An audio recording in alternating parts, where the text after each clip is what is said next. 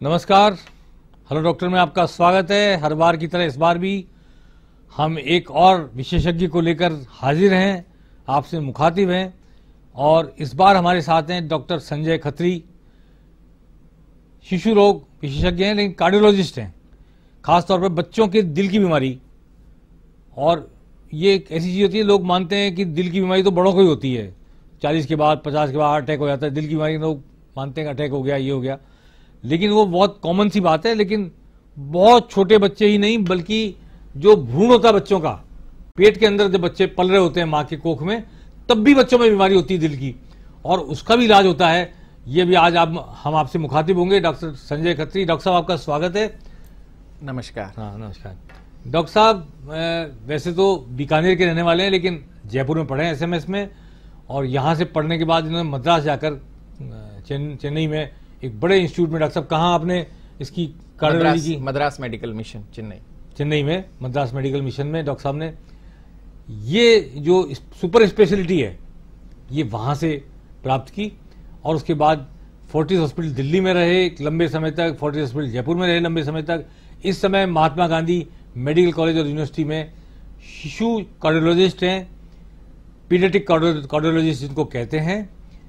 Doctor साहब, ये बात जिनके घर में होती है उन्हीं को पता होती है कि बच्चों को जन्मजात दिल की बीमारी होती है, वरना तो कॉमनली आदमी मानता ही नहीं है कि बच्चों को दिल की बीमारी हो सकती है।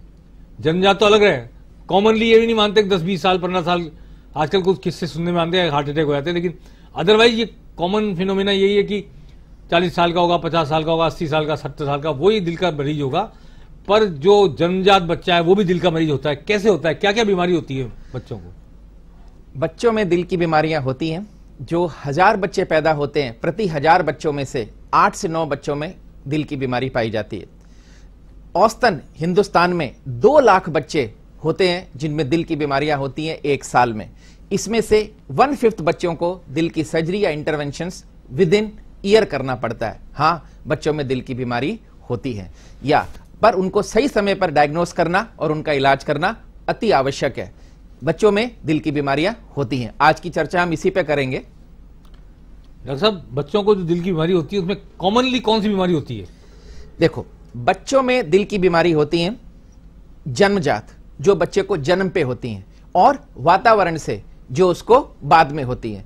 तो जन्मजात बीमारियों को हम कॉन्जेनाइटल हार्ट डिजीज बोलते हैं, और जो वातावरण से होती हैं उनको हम एक्वायर्ड हार्ट डिजीज बोलते हैं। तो जन्मजात बीमारियां क्यों होती है बच्चों में? हार्ट का जो विकास होता है वो हमारे भ्रूण में, मां के पेट में 14 से 16 हफ्ते में पूरा हो जाता है। हमारे हार्ट में क्या होता है? 4 चैम्बर होते हैं। एक तरफ शुद्ध खून होता है, एक तरफ अशुद्ध खून होता है। हार्ट से नली निकलती है, शुद्ध खून की नली शरीर में जाती है, अशुद्ध खून की नली फेफड़ों में जाती है। अब हार्ट के विकास में अगर कुछ प्रॉब्लम है तो बच्चों में हार्ट की प्रॉब्लम होगी। अब हार्ट के विकास में अगर बीच में पार्टीशन पूरा नहीं बना तो क्या होगा? बच्चों में छेद होगा। अगर जो नली निकल रही है उसमें रुकावट हुआ तो उसमें ब्लॉकेज होगी। तो ये प्रॉब्लम बच्चों में होती है। कभी कभी छेद और रुकावट एक साथ होती है, शुद्ध अशुद्ध खून मिलता है, कभी कभी नलियां उल्टी हो जाती हैं। तो ये प्रॉब्लम होती है जब हार्ट का विकास होता है, उसमें कुछ भी प्रॉब्लम होती है तो वो बीमारी जन्म के समय होती है। उसको हम जन्मजात बीमारी या कॉन्जेनाइटल हार्ट डिजीज बोलते हैं। डॉक्टर साहब, ये जो हार्ट डिजीज है बच्चे के मां की कोख में रहते हुए भी पता लग सकता है क्या इसका? हाँ, ये बहुत अच्छा सवाल पूछा अनिल जी आपने। आजकल अब तकनीक आ गई है जिससे हम बच्चे की बीमारी को, क्योंकि मैंने जैसे बताया हार्ट का जो डेवलपमेंट होता है वो 18 हफ्ते तक कंप्लीट हो जाता है, ठीक है। तो हम जब इसको प्रोसीजर को ये बोलते हैं फीटल इको, जब गर्भावस्था में हम सिर्फ बच्चे का हार्ट देखते हैं। अब आपका सवाल होगा मेरे से कि किस कंडीशंस में वो फीटल इको करनी होती है? जब अगर मां के पहले बच्चे को हार्ट की प्रॉब्लम है तो उस मां को हम बोलते हैं कि जरूर फीटल इको होना चाहिए बच्चे सेकंड बच्चे में, क्योंकि उसमें भी 1 से 5% रिस्क होता है। परिवार में किसी बच्चे को हार्ट की प्रॉब्लम है तो भी मां का फीटल इको करना होता है। अगर मां को शुगर है या कोई ऑटोइम्यून डिजीज है जैसे SLE, रूमेटॉइड आर्थराइटिस, तो भी बच्चे का फीटल इको करना होता है। बच्चे पहला ही बच्चा हो, पहला नहीं हो, पहला बच्चा हो तो जो सोनोग्राफी तो सब करते हैं, ठीक है ना। उसमें अगर मदर को डायबिटीज है तो पहले बच्चे में भी करना है, मदर को ऑटोइम्यून डिजीज है तो पहले बच्चे में भी करना है, और मदर कोई ऐसी दवा ले रही है, जैसे दौरे की दवाइयां होती हैं, कुछ और दवाइयां होती हैं जो हमें पता होता है कि इसका अफेक्ट दिल पे पड़ेगा, तो मां सुनना चाहती है कि इसका प्रभाव मेरे बच्चे पे तो नहीं पड़ रहा है, तो उसमें फीटल इको करनी होती है। ये सारी इंडिकेशंस होती हैं कि जब हमें फीटल इको करनी पड़ती है। और सबसे जरूरी, कई बार जो नॉर्मल स्कैन होता है, आजकल सोनोग्राफी सब लोग कराते हैं प्रेगनेंसी में, तो रेडियोलॉजिस्ट बहुत अच्छे से सोनोग्राफी करते हैं, पर कई बार उनको लगता है कि दिल की बनावट ठीक नहीं है, दिल फोकस नहीं हो रहा है, दिल की गति ज्यादा आ रही है बच्चे की या गति बहुत कम आ रही है, तो वो हमारे पास फीटल इको के लिए रेफर करना है। फीटल इको आज मैं दर्शकों को कहना चाहता हूं, मत घबराइए, ये 10 मिनट का प्रोसीजर होता है जिसमें हम सिर्फ बच्चे का, मां के पेट में बच्चे का हार्ट देखते हैं, उसकी धड़कन देखते हैं, उसके चैम्बर्स देखते हैं, और हम पेरेंट्स को बता देते हैं जो ये बच्चा होने वाला है इसको कोई हार्ट प्रॉब्लम है कि नहीं है, उसकी हार्ट की धड़कन कितनी है, कम ज्यादा तो नहीं है। जब वो हमारे मुंह से ये सुनते हैं ना कि अंदर बच्चा नॉर्मल है, तो एक खुशी का अनुभव होता है जी, संतुष्टि होती है, एक संतोष बिल्कुल बिल्कुल मिलता है कि हमारा बच्चा नॉर्मल है। हाँ। लेकिन बच्चा नॉर्मल नहीं है, मान लो हाँ। आपको पता लग गया कि भ्रूण की अवस्था में ही बच्चे में हार्ट में कोई ना कोई प्रॉब्लम है, जो भी आपने मालूम कर ली। हाँ। तो क्या भ्रूण में जाकर ही इसका इलाज हो जाता है क्या? मां के पेट में, कोख में ही बच्चे का इलाज कर देते हैं क्या आप? देखिए, वो कोख में इलाज संभव नहीं है। कोख में इलाज 1 या 2 बीमारियों से ही होता है कि जिसमें ऑब्स्टेट्रिशियंस की मदद से, जेनेटिक्स के पीपल की मदद से हम कुछ वाल को अंदर ही खोल देते हैं, पर उसमें रिस्क रहता है। तो जनरली जो फीटल इको होती है, जो प्रेगनेंसी के समय बच्चे के हार्ट की इको होती है, उसकी सिग्निफिकेंस क्या रहती है कि हम 2-3 तरह की उसमें हम एडवांटेज लेते हैं। एक, हमने ये बोल दिया बच्चा बिल्कुल नॉर्मल है, तो जो मां संतुष्ट होती है, परिवार संतुष्ट होता है, उसकी बाकी की प्रेगनेंसी और जो पीरियड्स होता है मां का बहुत अच्छे से निकलता है। अब छेद है, उनको ये बताया कि दिल में छेद है। जब हम फीटल इको करते हैं तो हम ये बता देते हैं उनको कि ये छेद की क्या इंपॉर्टेंस है, इस छेद की क्या इंपॉर्टेंस है, क्या ये छेद परेशान करेगा बच्चे को जन्म के बाद या नहीं करेगा, क्या ये दवाइयों से ठीक होगा या इसकी सर्जरी करनी पड़ेगी या इसका बटन लगाना पड़ेगा। तो ये सारी बात हम उनको बता देते हैं कि जब बच्चा पैदा होगा उनको हमारे पास लेकर आना है और उसके आधार पर ट्रीटमेंट करते हैं। तीसरा एडवांटेज इसका, अब क्या होता है, कई बार जब हम फीटल इको करते हैं तो हमें यह पता लगता है कि इसको तो बहुत कॉम्प्लेक्स प्रॉब्लम है, इतनी कॉम्प्लेक्स प्रॉब्लम है कि इस बच्चे को पैदा होते ही पीडियाट्रिक कार्डियोलॉजिस्ट और पीडियाट्रिक कार्डियक सर्जन की उपस्थिति चाहिए। तो उस सिचुएशन में हम उसको यह बोलते हैं इसकी डिलीवरी वहां कराइए जहां पर यह सुविधा उपलब्ध हो। और हमारे महात्मा गांधी में हमारी पूरी टीम है जो बच्चे को पैदा होते ही कार्डियक इंटरवेंशन और सर्जरी की सेवाएं दे सकती है। चौथा, कई बार बहुत रेयर हम जब फीटल इको करते हैं तो हमें अनफॉर्चुनेटली ऐसा बच्चे का हार्ट दिखता है जिसमें एक चैम्बर नहीं बना होता, एक चैम्बर छोटा होता है, बहुत बड़े बड़े छेद होते हैं, मल्टीपल प्रॉब्लम्स होती है। उस समय हम पेरेंट्स के साथ बैठते हैं, उनसे बात करते हैं, उनको सारी सच्चाई बताते हैं। ये आपके अंदर बच्चा है, ये बच्चा पैदा होगा तो उसकी ये समय सर्जरी होंगी, उस सर्जरी का ये प्रोग्नोसिस है, आप ऐसा करना चाहते हैं। तो कई बार ये बड़ी प्रैक्टिकल प्रॉब्लम आती है अनिल जी। हमारे सामने यंग कपल बैठा है, उसको हम ये बोलते हैं कि जो बच्चा डिलीवर होगा उसकी 3 सर्जरी होंगी या 4 सर्जरी होगी। तो उनका सवाल ये होता है क्या 3 या 4 सर्जरी के बाद हमारा बच्चा नॉर्मल जिंदगी तो जिएगा? नॉर्मल जिंदगी मतलब 60-70 साल का हो जाएगा। अगर एक पंप बना ही नहीं हुआ है तो हम उनको ये बोलते हैं ये संभव नहीं है, पर 30-40 साल तो आपका बच्चा जिएगा। तो उस समय वो कॉल लेते हैं कि whether we continue this pregnancy और वी कैन टर्मिनेट। क्योंकि अगर वो चाहते हैं कि नहीं, हम नहीं चाहते कि बच्चे की 3-4 सर्जरीज हों और उसके बाद वो इस स्थिति में पहुंचे, ये बहुत रेयर होता है। पर ये फीटल इको का एडवांटेज है कि अगर हमें ये पता लग जाता है कि अंदर पलपने वाला बच्चा कॉम्प्लेक्स प्रॉब्लम से है, तो हम उसको उस हिसाब से सही मार्गदर्शन कर सकते हैं और फैसला ले सकते हैं। ठीक है कि एक ऐसा बच्चा पैदा हो जो ऑपरेशन पर ऑपरेशन हो उसके, और उसके बावजूद भी नॉर्मल लाइफ शायद ना जी पाए, तो वेदर उसको कंटिन्यू करें या ना करें। हाँ। एक बात तो डॉक्टर साहब, बच्चा जब पैदा होता है और आपको पहले से पता लग गया, आपने फीटल इको कर लिया कि इसमें ये प्रॉब्लम है, जैसे कोई बना नहीं कुछ पूरा, जो दीवार होती है वो नहीं बनी, नलियां अवरुद्ध हैं या छेद है, क्या पैदा होते ही उसका ऑपरेशन कर देते हैं? नहीं, ये देखिए, जितनी भी कॉन्जेनिटल हार्ट डिजीज होती हैं, जैसे मैंने आपको बताया कि 1000 में से 8 बच्चों को होती है, 1 साल में 2 लाख बच्चों को होती है, उसमें से 1/5 बच्चे ऐसे होते हैं जिनको सर्जरी 1 साल में चाहिए होती है या इंटरवेंशन 1 साल में चाहिए होती है, और 1/10 ऐसे होते हैं जिनको 1 महीने में चाहिए होती है, जिसको हम क्रिटिकल CHD कहते हैं। ठीक है ना। तो हम जब बच्चा पैदा होता है उसकी बीमारी के आधार पर बताते हैं कि जैसे कई बीमारी ऐसी होती है इसमें नली उल्टी जुड़ी हुई है, मतलब जो नली शरीर में खून लेके जा रही है वो फेफड़ों में लेके जा रही है, और जो फेफड़ों में लेके जा रही है वो शरीर में लेके जा रही है, तो शरीर को शुद्ध खून नहीं मिलता। तो ऐसी स्थिति में हमें उनकी सर्जरी 1 महीने के अंदर अंदर करनी पड़ती है।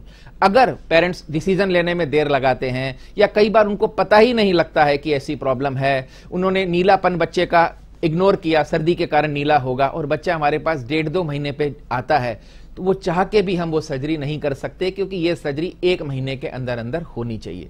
फिर कई बार उनके वॉल में रुकावट होती है, वो रुकावट को अगर हम 1 या 2 दिन में नहीं खोलेंगे, जिसमें सर्जरी की जरूरत नहीं होती, वो रुकावट तार से और बैलून से खुल जाती है, पर उसके लिए एक अलग ऑपरेटस होता है, अलग टीम होती है जो हमारे पास है, तो वो हो जाएगा। पर अगर वो समय पर नहीं खुला तो आप समझ सकते हैं कि अगर रुकावट नहीं खुली तो पीछे का दिल और पीछे का पंप बैठने लगेगा।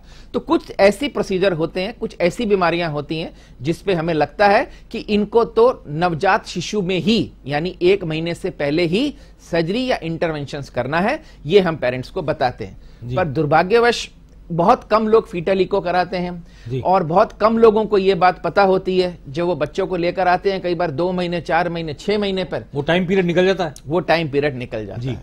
फिर क्या करेंगे उसमें? अगर वो पीरियड निकल गया तो फिर हम उसको सलाह देते हैं कि किस तरह की और सर्जरी हो सकती है, या और इंटरवेंशन हो सकती है, या किस तरह दवाइयों से अभी भी कर सकते हैं। जो हम ये बात बोल रहे हैं, हम 1/10 बच्चों की बोल रहे हैं। 9/10 बच्चों की सर्जरी तो 1 महीने से लेकर 5-6 साल तक कभी भी हो सकती है।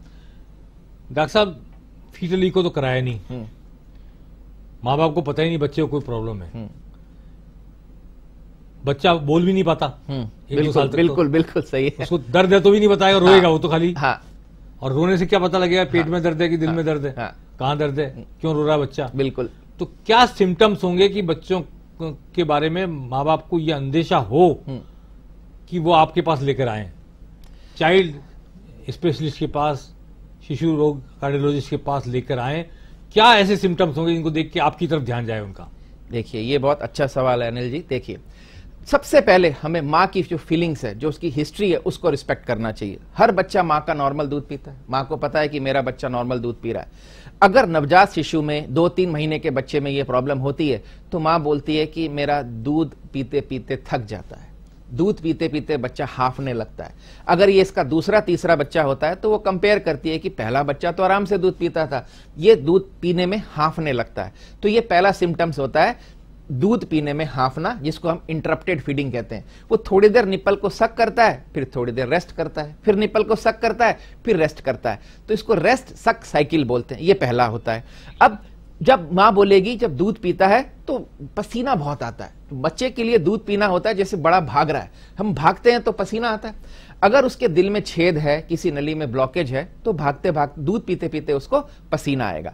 तीसरा, वो बहुत ज्यादा बार निमोनिया होगा उसको। माँ बोलेगी तो हर महीने इसको तो दवाई देनी पड़ रही है, हर महीने। अब हर महीने क्यों बार बार निमोनिया हो रहा है? सामान्य बच्चे को तो हर महीने निमोनिया नहीं होता है, पर एक लिमिट से ज्यादा अगर निमोनिया हो रहा है, उसको हर महीने निमोनिया हो रहा है, तो ये संदेशा होता है कि दिल में बड़ा छेद है, जिससे जो खून शरीर में जाना चाहिए, छेद के माध्यम से वो खून फेफड़ों में जा रहा है। जब फेफड़ों में ज्यादा खून जा रहा है तो बार बार उसको निमोनिया हो रहा है। अब ये 3 बातें हो गई। जनरली इन कारण के हमारे पास छोटे बच्चे तो आ जाते हैं। अब जो बड़े बच्चे होते हैं, 1-1.5 साल का हो गया, तो पेरेंट्स की कंप्लेन होती है कि इसका वजन नहीं बढ़ रहा, वजन नहीं बढ़ रहा। हमने ये जांच भी करा ली, वो जांच भी करा ली, पर वजन नहीं बढ़ रहा। तो वजन नहीं बढ़ रहा, हाँ, अगर उसके दिल में छेद है और छेद जो खून शरीर में जाना चाहिए वो शरीर में नहीं जा रहा है, वो कहीं और जा रहा है, जब शरीर में खून ही नहीं जा रहा है तो वजन नहीं बढ़ेगा। और बच्चा बड़ा होता है तो वो कंप्लेन करता है कि मैं थकता हूं, स्कूल जाता हूं, माँ बाप देखते हैं कि बस्ता उठाता है, चलने पे थक जाता है। कभी उनके साथ घूमने गया, मॉल पे गया, किसी के घर गया, 2 मंजिल चलने पर वो हांफने लगता है, थकावट होने लगती है, उसको ज्यादा पसीना आने लगता है। ये इंडिकेट करता है कि उसको दिल की प्रॉब्लम हो सकती है। और बड़े बच्चों में कई बार वो बोलते हैं कि खेलते खेलते हमारी छाती में दर्द होता है। तो बच्चों में चेस्ट पेन को इग्नोर मत कीजिए। एक बार चेस्ट पेन हो रहा है तो पीडियाट्रिक कार्डियोलॉजिस्ट की ओपिनियन जरूरी है, इको और ईसीजी के माध्यम से, कि रूल आउट करना जरूरी है कि ये चेस्ट का पेन कहीं दिल से रिलेटेड तो नहीं है, या कभी कभी बच्चा अचानक बेहोश हो गया तो कोई दिल में तो ऐसी प्रॉब्लम नहीं चल रही है, उसकी हार्ट बीट में तो ऐसी प्रॉब्लम नहीं चल रही है जिससे बच्चा बेहोश हो गया। तो ये सारे सिम्टम्स हैं जो माँ बाप पहचानते हैं, और अगर ये सारे सिम्टम्स को लेकर वो बच्चों के डॉक्टर के पास भी जाएंगे तो बच्चों के डॉक्टर्स को भी पता होता है कि ये सारी बातें हैं, इसको तो कार्डियोलॉजिस्ट की ओपिनियन चाहिए। तो कई बार माँ बाप डायरेक्ट हमारे पास आते हैं और कई बार बच्चों के डॉक्टर ही उनको हमारे पास रेफर कर देते हैं। बच्चों की दिल की बीमारी को लेकर आज हम बात कर रहे हैं डॉक्टर संजय खत्री से। सीनियर पीडियाट्रिक कार्डियोलॉजिस्ट हैं और बच्चों की जन्मजात बीमारियां नहीं बल्कि भ्रूण में भी अगर कोई विकसित होने में रह जाती है बात तो उसको आइडेंटिफाई करते हैं, निदान करते हैं, उसका बाहर बच्चे के आने के बाद कैसे कैसे उसका प्रोटोकॉल होता है उसके इलाज का, उसको डिसाइड करते हैं। बातचीत का सिलसिला जारी रहेगा। फिलहाल आज हम मुखातिब हैं डॉक्टर संजय खत्री से। बच्चों की दिल की बीमारियों के स्पेशलिस्ट हैं, विशेषज्ञ हैं, और भ्रूण में बच्चों के विकसित होने में कोई चीज रह जाती है, बाहर आते ही जीवन शुरू करते ही किस प्रोटोकॉल के तहत किस टाइम पीरियड में क्या इलाज होना है और वैसा इलाज करा लिया जाए तो बच्चा सामान्य जीवन जी सकता है, बड़ा आदमी होकर के भी उसको तकलीफ ना हो। लेकिन कई बार ऐसा भी होता है कि पहले पता नहीं होता, बाद में पता होता है। तो भी डॉक्टर संजय खत्री बता रहे थे कि बच्चा हाँफने लग जाए तो, नीला पड़ जाए तो, बच्चा थकने लग जाए तो, बहुत सारी बातें बताई। कब आपको एहसास हो कि बच्चे में कोई दिल की प्रॉब्लम हो सकती है और हमको उसको एड्रेस करना चाहिए, उसको एड्रेस करने के लिए बच्चों के कार्डियोलॉजिस्ट के पास जाना चाहिए? डॉक्टर साहब, आप अभी एक बार बता रहे थे कि जरूरी नहीं कि ऑपरेशन ही किया जाए, कोई जन्मजात बीमारी है और आपके पास आया तो सारे लोग ऑपरेट नहीं करते, कुछ ऐसे उपाय हो जाते हैं जो बिना ऑपरेशन के भी बच्चे की बीमारी, जन्मजात बीमारी ठीक हो जाती है। वो कौन सी बीमारियां हैं और कैसे हो जाती हैं? देखिए, जब बच्चे में छेद होता है या किसी वॉल में सिकुड़न होती है या किसी नली में सिकुड़न होती है तो पहला काम होता है कि हम उस छेद के आकार और प्रकार को हमारे इको से देखते हैं। अगर वो छेद इस लोकेशन पे होता है और उसका साइज इतना होता है कि उसको बिना सर्जरी के भी बंद कर सकते हैं तो हम उसको बिना सर्जरी के बंद कर देते हैं। जो हार्ट के चैम्बर्स होते हैं उसमें ऊपर के चैम्बर वाला छेद होता है, उसमें जनरली हम उसको, जिसको हम डिवाइस बोलते हैं, बिना सर्जरी के सुबह बच्चे को भर्ती करते हैं, अगले दिन करते हैं और अगले दिन छुट्टी हो जाती है। वो बटन, उसमें जो डिवाइस होता है वो हार्ट में लग जाता है, इसमें सर्जरी की जरूरत नहीं रहती है।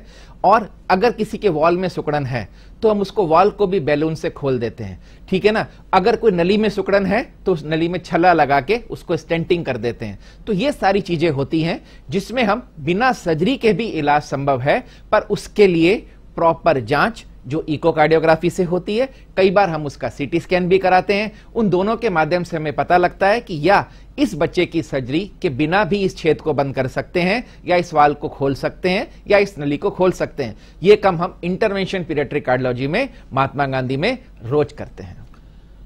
डॉक्टर संजय खत्री हमारे से मुखातिब हैं। मैं डॉक्टर साहब आपसे पूछ रहा हूं कि बीमारी तो भगवान ने दे दी, प्रकृति ने दे दी जन्म के साथ, पर जन्म के बाद भी बहुत सारी बीमारियां ऐसी होती है जो आदमी एक्वायर करता है, वातावरण से, खान पान से, क्या खा रहा है, क्या पी रहा है, पेस्टिसाइड के उपयोग से, हवा जहरीली है इससे, ऐसी बहुत सारी चीजें होती है जिनसे बीमारियां होती है। क्या हार्ट की बीमारियां भी बच्चों को, 12 साल 15 साल के बच्चों को, 10 साल के बच्चों को, इस वातावरण से, खान पान से, इन सब से हो सकती है?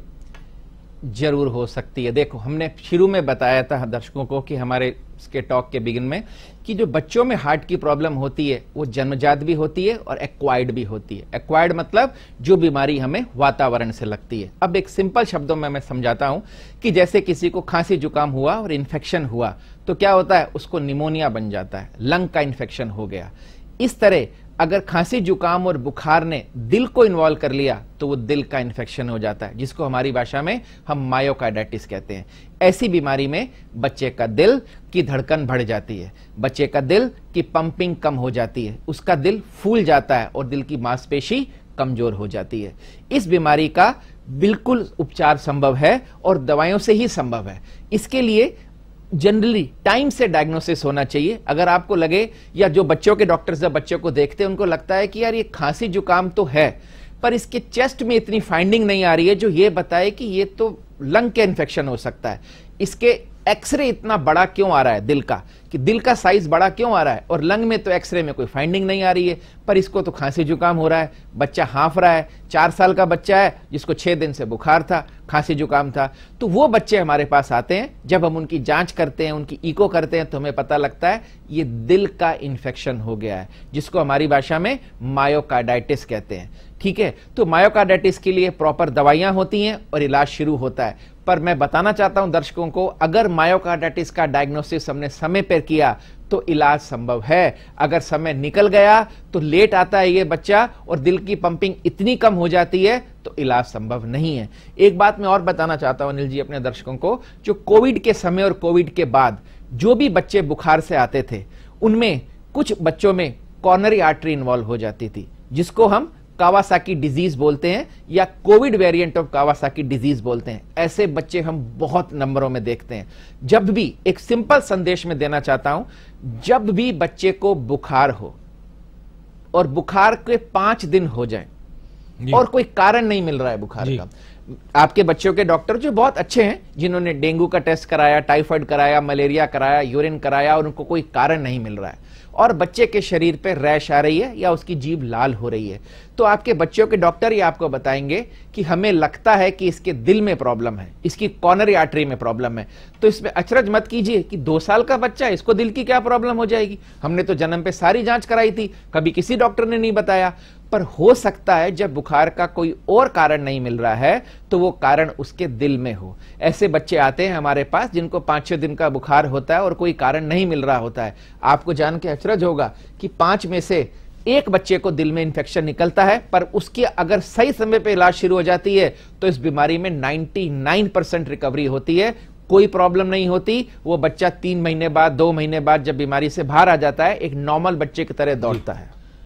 डॉक्टर साहब, ये खान पान की भी बात की थी, जंक फूड जैसे पास्ता और हाँ, ये इटालियन फूड और चाइनीज फूड और बहुत चल पड़ा बच्चों में। आजकल बच्चे बिल्कुल दीवाने।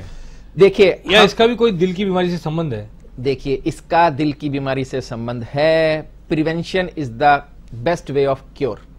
तो क्या होता है, जो हम बड़ों में सुनते हैं कॉर्नरी आर्टरी डिजीज, एथेरोस्क्लेरोसिस या हार्ट अटैक, जैसे अनिल जी अपन सुनते हैं, तो ये बड़ों में होता है। पर क्या होता है कि जो इसकी शुरुआत होती है ना, वो अर्ली चाइल्डहुड से शुरू हो जाती है। विभिन्न शोध पत्रों में पाया गया है कि अगर 5 से 8 साल के बच्चे में अगर हम देखें और उनका जो फूड है वो फैटी फूड ज्यादा खाते होंगे, तो उनकी कॉर्नरीज आर्टरी जो होती हैं उसमें फैटी प्लैक बनने शुरू हो जाते हैं। माइंडेड, 5 से 8 साल की उम्र में ही। जैसे जैसे बच्चे बड़े होते हैं ये और जमावट इन पे होने लगती है। तो कुछ फैक्टर्स ऐसे होते हैं जिन्हें हमें चाइल्डहुड में ध्यान रखना चाहिए। जैसे बच्चे का वजन अत्यधिक नहीं बढ़ना चाहिए, ओबेसिटी जो हार्ट डिजीज के लिए प्रीडिस्पोजिंग फैक्टर है, बहुत कॉमन है। बच्चे वो फैटी होते हैं, फैटी होते हैं। उनका सीरम कोलेस्ट्रॉल, उनका कोलेस्ट्रॉल हमेशा 200 के नीचे रहना चाहिए, टोटल कोलेस्ट्रॉल। कई बार सलाह दी जाती है कि अगर बच्चे का वजन ज्यादा बढ़ रहा है तो 10 साल पे एक बेसिक कोलेस्ट्रॉल कराएं और हर 5 साल में कोलेस्ट्रॉल कराते रहें। अगर बच्चे का वजन ज्यादा है तो उसका बीपी जरूर ना पाएं, हाइपरटेंशन उसको नहीं होना चाहिए, शुगर उसको नहीं होनी चाहिए। इन फैक्टर्स को हम मॉडिफाई कर सकते हैं। अगर इनको मॉडिफाई नहीं करेंगे तो उस बच्चा जब बड़ा होगा तो वो इस कॉर्नरी आर्टरी डिजीज के लिए ज्यादा प्रोन होगा। तो इसकी शुरुआत बचपन में ही हो गई। कैसे? नियमित रूप से एक्सरसाइज कीजिए। आजकल हम देखते हैं बच्चे मोबाइल और डिजिटल एरा में, मैं ये पूछने वाला था, वो खेल के मैदान तो छूट गए, यहीं पे खेल रहे हैं सब कुछ, तो इसलिए उनका फिजिकल वर्क ही नहीं होता। हाँ, तो वो पैदल नहीं चलेंगे, तो दिल की बीमारी होगी। तो दिल की बीमारी का आधार बन गया चाइल्डहुड में, जो आगे जाकर जो बाद की एज में होनी है वो 40 साल में, 45 साल में लाइफस्टाइल डिजीज हो गई। तो these are the lifestyle disorder. तो हम पहले सलाह यही देते हैं कि अगर हमारे पास कोई ओबेस बच्चा आता है, या कोविड के समय क्या हुआ, सबके घर पे पल्स ऑक्सीमीटर है, बीपी इंस्ट्रूमेंट है अपने दादा दादी का लेने के लिए, और आजकल तो एप्पल वॉच है, बच्चे पे लगा दिया और उसका बीपी आ गया ज्यादा। तो फिर जब बीपी ज्यादा आ गया तो फिर सीरम कोलेस्ट्रॉल भी करना है, उसकी ओबेसिटी भी देखनी है, शुगर भी देखना है। तो ये फैक्टर्स ऐसे होते हैं, अगर इसमें जागरूक माँ बाप उसको सही तरह से मॉनिटर करें, बच्चे को अच्छा पोषण खाना खिलाएं, जो जंक फूड उनका कम करें, उनको नियमित रूप से खेलने के लिए प्रेरित करें, अपना स्क्रीन टाइम, मोबाइल टाइम कम करें, तो इन सारी प्रॉब्लम से बच्चे को निकाला जा सकता है। इसको हम बोलते हैं कॉर्नरी आर्टरी डिजीज के रिस्क फैक्टर। और ये जो मैंने आपको 4-5 कारण बताए, इसका अगर माँ बाप ध्यान रखेंगे तो अर्ली एज में हम इनको मॉडिफाई कर सकते हैं।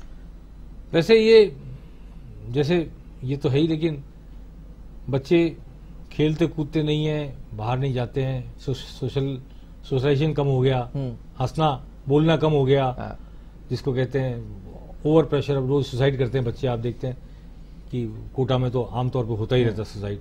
तो ये जो टेंशन होता है, पढ़ाई का टेंशन, करियर बनाने का टेंशन, और एक अंधी दौड़ में शामिल हो गई नौजवान पीढ़ी। दौड़ते जाओ, उससे आगे निकलो, उससे आगे निकलो, उससे आगे निकलो, इसका ये पैकेज, उसका बच्चे का वो पैकेज हो गया, उसका एक ऐसी दौड़ में हमने अपने बच्चों को सबको लगा दिया। क्या इस तनाव का भी कोई असर होता है दिल की बीमारी और बच्चे की युवावस्था की दिल की बीमारी पे? डेफिनेटली स्ट्रेस तो एक बहुत इंपॉर्टेंट फैक्टर है हार्ट डिजीज के लिए। तो हमारा तो हर पेरेंट्स को यही रहता है कि अपने बच्चे को स्ट्रेस फ्री रखिए, उसके लिए कोई टारगेट मत सेट कीजिए, बच्चा तू जो कर रहा है वो अच्छा है। क्योंकि बहुत सारे बच्चे आते हैं हमारे पास 11th और 12th के, वो बोलेंगे कोचिंग कर रहा है, आजकल घबराहट होती है, छाती में दर्द होता है, हम उसकी इको करते हैं, एक्सरे करते हैं, ईसीजी करते हैं, कोई कारण नहीं निकलता। The stress is the important factor. तो यही है कि अपने बच्चों को स्ट्रेस झेलना सिखाइए, कि कैसे स्ट्रेस से बाहर निकलना है ये सिखाइए। उनको कोई भी टारगेट मत दीजिए। डेफिनेटली अनिल जी ने बहुत अच्छा सवाल पूछा आउट ऑफ द टॉपिक कि भाई हार्ट बीमारी के अलावा क्या इनका भी फर्क पड़ता है। Stress is the most important killer जो हार्ट में चेंजेस लाता है। तो अपने बच्चों को तो अपना बचपन जीने दीजिए ना उनको, कि उनको ये प्रेशर मत डालिए पढ़ाई का। सब बच्चे अच्छा ही करेंगे। कोई ब्रांच, हमारे समय तो 2 ही ब्रांच होती थी, या तो कि डॉक्टर बनेगा, इंजीनियर बनेगा। आज तो इतने फील्ड्स हो गए हैं। तो मेरी दर्शकों से यही दरख्वास्त है कि अपने बच्चों को फ्री छोड़ दीजिए। अगर बच्चा बोल रहा है कि छाती में दर्द हो रहा है, एक बार जांच जरूर कराइए, पर उसको अननेसेसरी स्ट्रेस, जो गलत खान पान, नियमित रूप से एक्सरसाइज, उस रूप में इसको ढालें। बच्चों के दिल बहुत मुलायम होते हैं, कोमल होते हैं, हम हमेशा जानते हैं, कहते भी रहते हैं। पर वो कोमल दिल भी जन्मजात बीमारी से ग्रस्त, जन्मजात के बाद वातावरण से जो मिलती है हवा, पानी, खाना, उससे ग्रस्त, उसके आगे जो समाज ने जो बनावट है, जो बुनावट है समाज की, रिश्ते नाते फीके पड़ गए हैं, हंसी छूट गई है, किलकारी कहीं पीछे रह गई है, और अनावश्यक बोझा जो लाद दिया गया है बच्चों पर, अपने करियर बनाने का, भविष्य बनाने का, बड़ा आदमी बनने का। ऐसी बहुत सारी चीजें हैं जो बच्चों से बच्चा बचपन भी छीन लेती है, बच्चों की जो बीमारियां होती नहीं है वो पैदा कर देती हैं।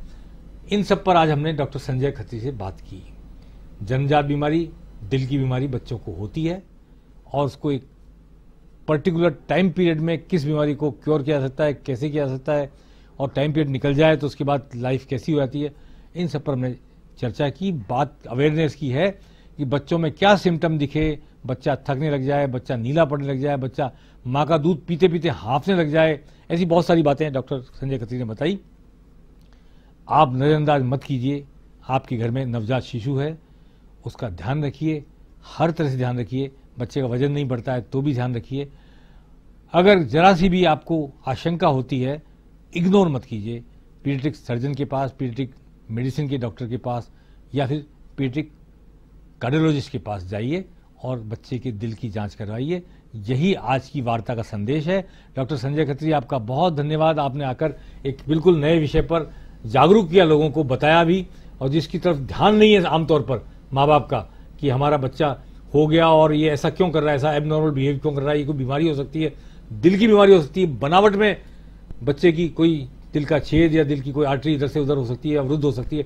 इस पर ध्यान जाता ही नहीं है सामान्यतः, अगर जागरूकता ना हो। उस जागरूकता के लिए आज आपने बहुत अच्छी बातें बताई, इसके लिए आपका बहुत बहुत शुक्रिया। मैं अंत में एक लाइन से एंड करना चाहूंगा इसको, कि जो बच्चों में बीमारियां होती हैं दिल की, तो ये मत सोचिए, बहुत सारे पेरेंट्स हमारे पास आते हैं कि भाई ये हमारे बच्चे को क्यों हुआ, ठीक है। तो मैं उनको यही बताता हूं, इसमें कोई माँ की गलती नहीं है, कोई पिता की कमी नहीं है, पर ये हो गया।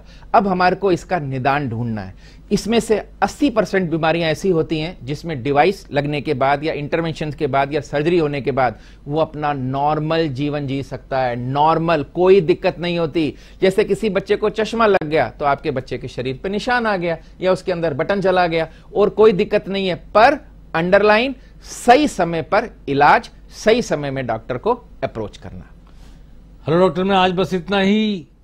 डॉक्टर संजय खत्री का धन्यवाद, और आप सबके साथ फिर मैं मिलूंगा अगले हफ्ते एक नए विषय को, एक नए रोग को, एक नई उपचार की तकनीक को लेकर, जिनके एक्सपर्ट्स हम महात्मा गांधी मेडिकल कॉलेज और यूनिवर्सिटी से हर बार बुलाते हैं और नई नई बातें हमने आपसे की। साइबर नाइफ से लेकर के रेडियोथेरेपी से लेकर के आइसोटोप से इलाज की बहुत सारी नई नई तकनीकें दुनिया में आ गई हैं जो हमारे पास अवेलेबल है जयपुर में, और उनके विशेषज्ञ आकर आपसे मुखातिब होते हैं और हम हर बार ऐसी नई बीमारियां, नई इलाज की तकनीक, इन सबको आपके सामने लाते रहे हैं। अगले हफ्ते फिर मिलेंगे। नमस्कार।